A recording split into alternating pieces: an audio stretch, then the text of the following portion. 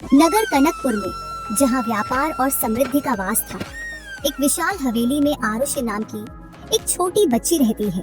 आरुषि के बाल रेशम की तरह मुलायम हैं और आंखें सुबह के सूरज की तरह उज्जवल। दुर्भाग्य से जब आरुषि 3 वर्ष की हुई, तब उसकी माँ लावण्या एक लंबी बीमारी के चलते स्वर्ग से धार गई। लावण्या अपने पीछे केवल अपनी बेटी के लिए अथाह प्यार और कुछ कीमती यादें छोड़ गई। आरुषि के पिता श्रीकांत, जो नगर के सबसे प्रतिष्ठित और धनी व्यापारियों में से थे। लावण्या, ये तुमने ठीक नहीं किया। क्यों हमें यहाँ अकेला छोड़ गई? अब किसके सहारे रहे हम? बस मुनिया ही हमारे साथ है अब इस दुनिया में। अपनी पत्नी के जाने के बाद गहरे शोक में डूब गए और ऐसे ही 2 वर्ष गुजर जाते हैं।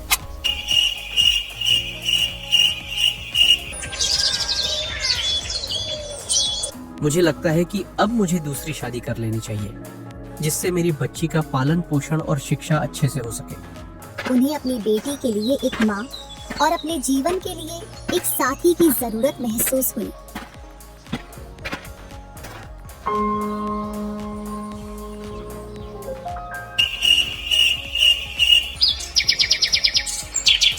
उन्होंने दमयंती नाम की एक महिला से विवाह कर लिया, जिसकी सुंदरता की चर्चा पूरे नगर में थी। दमयंती की सुंदरता केवल बाहरी थी, अंदर से वह ईर्ष्या, स्वार्थ और क्रूरता की प्रतिमूर्ति थी। उसका असली मकसद श्रीकांत की दौलत और हवेली पर राज करना था। इस लड़की को देखकर मेरा पूरा दिमाग खराब हो जाता है। आरुषि को देखते ही उसके चेहरे पर नफरत की पतली रेखा खींच जाती थी। इस लड़की का मुंह देख लिया मैंने, अब सारा दिन खराब जाएगा मेरा, मनहूस कहीं की। आरुषि अपनी असली माँ की छवि थी और दमयंती को यह बात एक आंख नहीं सुहाती थी। दमयंती अपनी 2 बेटियां भी साथ में लेकर आई थी। एक रूपा, जो बहुत मोटी और आलसी थी, और दूसरी सीमा, जो हमेशा मुंह फुलाए रहती और सिर्फ नए कपड़ों की जिद करती थी। माँ, कुछ खाने के लिए दे दो, बहुत जोरों की भूख लगी है। हट मनहूस कहीं की, पहले राजकुमारियों को खाने दे, उसके बाद खा लेना। और तूने सारे कपड़े साफ कर दिए? जी माँ, कर दिए। चली जा, सारे बर्तन साफ करा, इसके बाद खाना खाना। चल यहाँ से, पहले बर्तन साफ कर। आरुषि का बचपन तबाह हो गया। जिस हवेली में वह कभी राजकुमारी की तरह रहती थी, वह अब उसके लिए एक जेल खाना बन गई थी।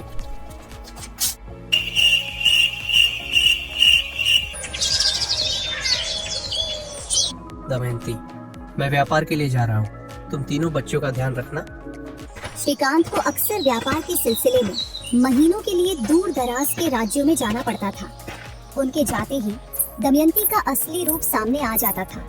महारानी तो अभी तक सो रही है और मेरी बेटियों के लिए पानी गर्म कौन करेगा? ऐसी ठंड में मेरी बेटियाँ ठंडे पानी से बर्फ जैसे जम जाएंगी। एक दिन दमयंती एकदम मटकी का ठंडा पानी उस पर डाल देती है, जिससे आरुषि के दांत खटखटाने लगते हैं। माँ, आपने ये क्या किया? मुझ पर ठंडा पानी डाल दिया ऐसी ठंड में। ये तेरे लिए सबक है।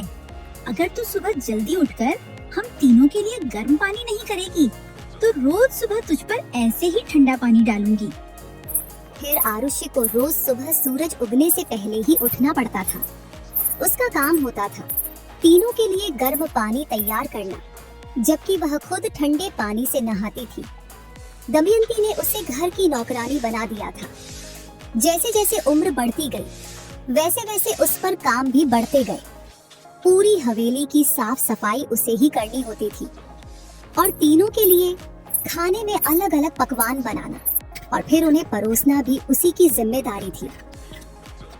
आज का खाना कुछ खास नहीं बना। अगर तूने कल सही से खाना नहीं बनाया तो तेरे दोनों हाथ तवे में रख दूंगी। कुछ खाना मेरी थाली में रह गया है, उसे खा लेना। और कुछ मेरी थाली में है। खाना खाने के बाद हमारे तीनों के कपड़े बाथरूम में पड़े हैं, अच्छे से धोना, बहुत महंगे कपड़े हैं। जी माँ।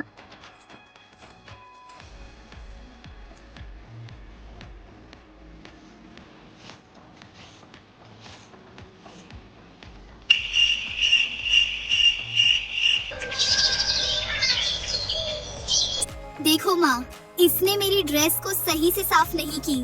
अब मैं क्या पहनूंगी? आपके पास इतनी सारी ड्रेस हैं, उनमें से पहन लीजिए।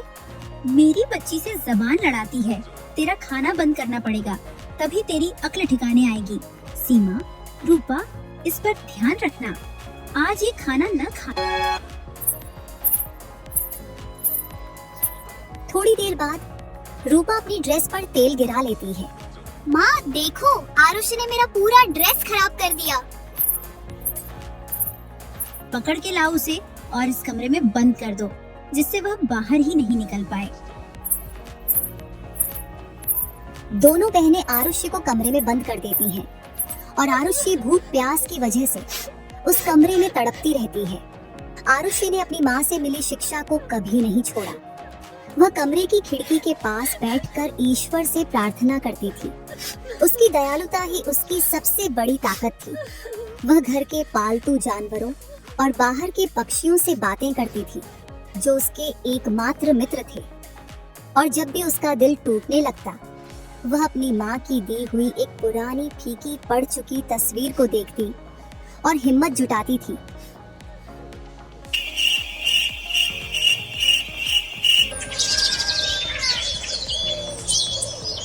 कुछ दिनों बाद ये किताब लेकर कहाँ जा रही है? पढ़ने के लिए विद्यालय। आज से तू विद्यालय नहीं जाएगी। घर में बहुत काम बढ़ गए हैं, अब तू मुझे घर के कामों में हाथ बटाएगी। आरुषि अपनी माँ का विरोध नहीं कर सकती थी, क्योंकि वह उसे कमरे में बंद करके खाना पानी नहीं देती थी। लेकिन उसने हार नहीं मानी। सारे काम से फुर्सत पाकर वह रोज रात में अपने कमरे में जाकर चोरी छिपे किताबें पढ़ती रहती थी। उसका दिमाग ज्ञान से भरता गया और उसका चरित्र और भी निर्मल होता गया। समय गुजरता गया। अब आरुषि 18 वर्ष की हो चुकी थी। शारीरिक परिश्रम और सादे भोजन के बावजूद उसका सौंदर्य अद्भुत था। उसका रंग गोरा और उसकी चाल में एक अद्भुत शालीनता थी। मेरी बेटियां अब विवाह के लायक हो गई है। अब अच्छे से तो राजकुमार मिल जाएं तो मैं इन दोनों का विवाह करके गंगा नहा जाऊंगी। इधर आरुषि की सुंदरता उसकी बेटियों की तुलना में कई गुना अधिक थी। सुन, अब से तू ये कपड़े नहीं पहनेगी। आज से तू यही पहनेगी और अब आज से कहीं बाजार और बाहर नहीं जाएगी। घर से बाहर पैर मत रख देना और हफ्ते में सिर्फ 2 बार नहाएगी। माँ, मैंने क्या किया जो आप मुझ पर इतनी पाबंदियाँ लगा रही हो? तेरी वजह से मेरी बेटियों का विवाह नहीं हो पा रहा है। जब तू अच्छे से नहीं रहेगी, तभी मेरी बेटियों का विवाह हो पाएगा। अगर तूने मेरी बात नहीं मानी, तो मुझसे बुरा कोई नहीं होगा तेरे लिए।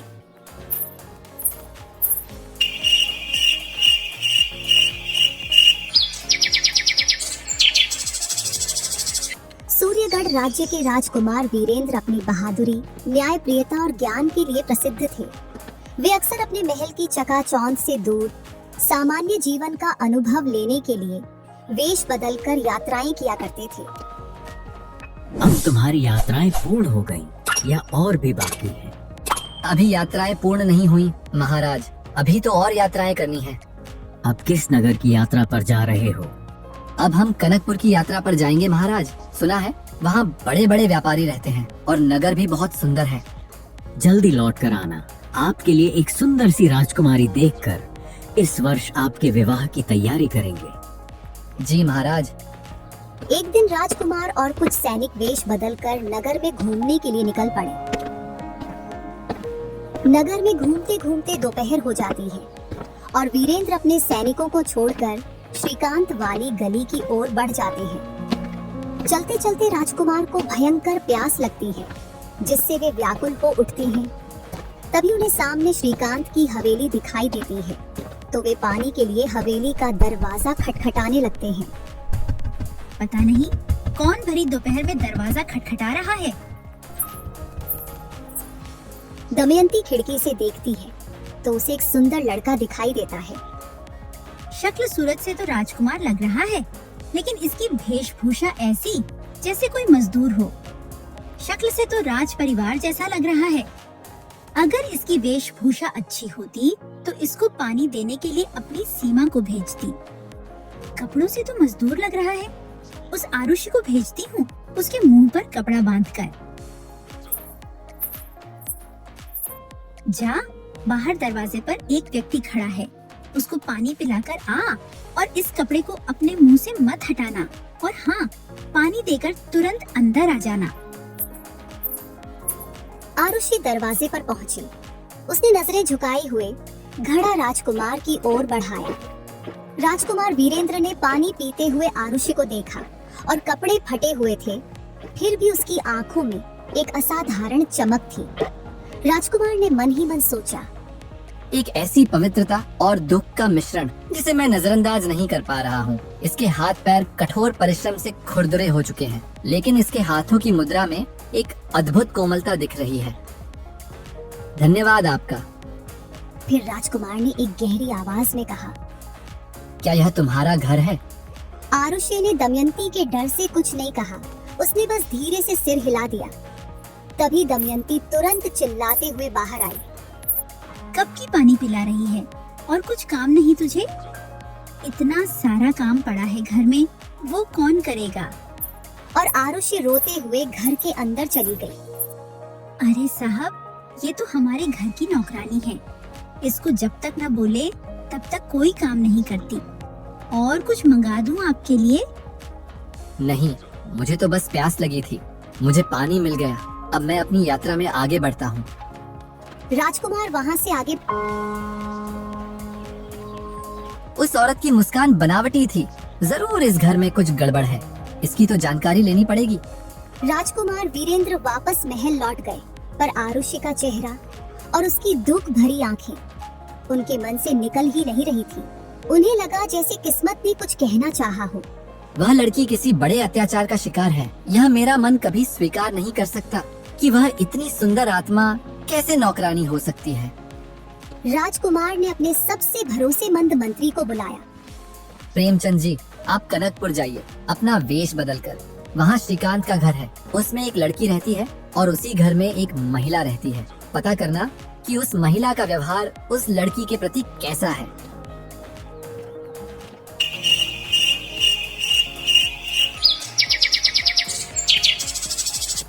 दीवान प्रेमचंद ने वेश बदलकर पूरे एक सप्ताह तक हवेली के आसपास डेरा डाले रखा। उन्होंने पड़ोसियों से बात की, बाजार के लोगों से जानकारी ली और रात में चुपके से हवेली के पास रहकर आरुषि के दयनीय जीवन की झलक देखी।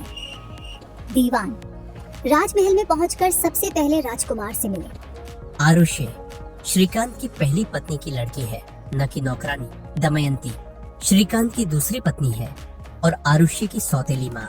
आरुषि को हर पल शारीरिक और मानसिक रूप से प्रताड़ित किया जाता है। श्रीकांत अपनी बेटी की दुर्दशा से अपरिचित है, क्योंकि वह व्यापार के लिए लंबे समय तक घर से दूर रहता है। और जब वह घर आता है तो दमयंती उसे आरुषि के बारे में झूठी कहानियाँ सुनाती है।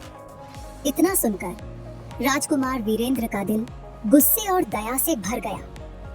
मैं आरुषि से विवाह करूंगा, बल्कि उसे इस नरक से भी बाहर निकालूंगा।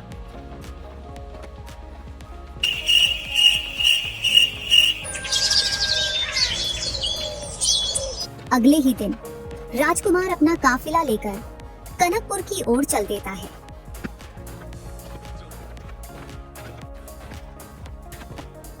दमयंती ने जब महल का काफिला आता देखा तो उसकी खुशी का ठिकाना न रहा। जरूर, राजकुमार आज मेरी बेटियों के लिए आ रहे हैं। इधर सुन, तू राजकुमार आ रहे हैं मेरी बेटियों के लिए। अगर तू इस कमरे से बाहर निकली तो तेरा वो हाल करूंगी जो तूने कभी सपने में भी नहीं सोचा होगा। राजकुमार ने जैसे ही हवेली में प्रवेश किया, दमयंती ने अति उत्साह में दोनों बेटियों को आगे कर दिया। आइए राजकुमार, आपका स्वागत है। मेरी बेटियां रूपा और सीमा आपका कब से इंतजार कर रही हैं।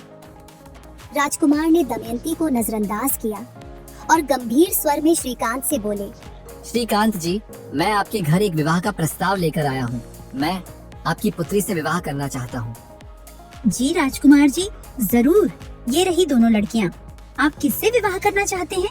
आप जिसका भी नाम लेंगे उसका विवाह आपके साथ कर देंगे। नहीं, इनमें वो लड़की नहीं है जिससे मैं विवाह करना चाहता हूँ। उस दिन जिस लड़की ने मुझे पानी पिलाया था, उस लड़की से विवाह करना चाहता हूँ। श्रीकांत जी, मैं आरुषि से विवाह करना चाहता हूँ। ये सुनते ही हवेली में सन्नाटा छा गया। दमयंती के पैरों तले जमीन खिसक गई। रूपा और सीमा का मुंह खुला रह गया और श्रीकांत हैरान थे। दमयंती ने तुरंत माहौल संभालने की कोशिश की। क्षमा करें राजकुमार, शायद आपको कोई भ्रम हुआ है। आरुषि, वह तो एक मानसिक रूप से विक्षिप्त लड़की है। वह इस विवाह के लायक नहीं है। मेरी बेटियां रूपा और सीमा हर तरीके से आपके साथ विवाह के योग्य हैं। राजकुमार मुस्कुराए, लेकिन उनकी आंखों में एक तीव्र चमक थी। झूठ, मैंने आपकी पुत्री को देखा है। वह सबसे अधिक सभ्य, शांत और सुंदर है। मंत्री, आरुषि को सम्मान पूर्वक यहाँ लाओ। दीवान प्रेमचंद अंदर गए और कुछ देर बाद आरुषि को लेकर आए। आरुषि अभी भी मैले कपड़ों में थी, लेकिन उसकी आंखें सम्मान और भय के मिश्रण से चमक रही थी। राजकुमार ने आरुषि के पास जाकर सबके सामने झुककर कहा, राजकुमारी आरुषि, मैं राजकुमार वीरेंद्र आपसे विवाह करके आपको सूर्यगढ़ की रानी बनाना चाहता हूँ। क्या आप मेरे साथ आकर मेरी रानी बनना स्वीकार करेंगी? आरुषि का दिल जोर से धड़क रहा था। उसने अपने आंसू पोंछे, दमयंती की ओर देखा और फिर राजकुमार की आंखों में अटूट विश्वास देखकर धीरे से सिर हिलाया। मैं ये प्रस्ताव स्वीकार करती हूँ राजकुमार। आरुषि ने पहली बार खुलकर बात की। दोनों का शाही विवाह संपन्न हुआ। विवाह के बाद रानी आरुषि ने अपने जीवन के अनुभवों से सबक सीखा। वह दयालु तो थी, लेकिन अब उसने न्यायप्रिय होना भी सीख लिया था। उन्होंने राजकुमार को अपने बचपन की पूरी कहानी सुनाई। राजकुमार ने न्याय करते हुए दमयंती और उसकी दोनों बेटियों को दंडित करने का फैसला किया। उन्हें जेल में डालने की बजाय उन्हें राजमहल लाया जाए। एक से राजमहल के लिए खाना बनवाया जाए और एक से पूरे राजमहल के कपड़े धुलवाए जाएं और दमयंती से पूरे राजमहल की साफ सफाई करवाई जाए। जो व्यक्ति अपने दुखों को अपनी ताकत बना लेता है, तो वह अपनी नियति को भी बदल देता है।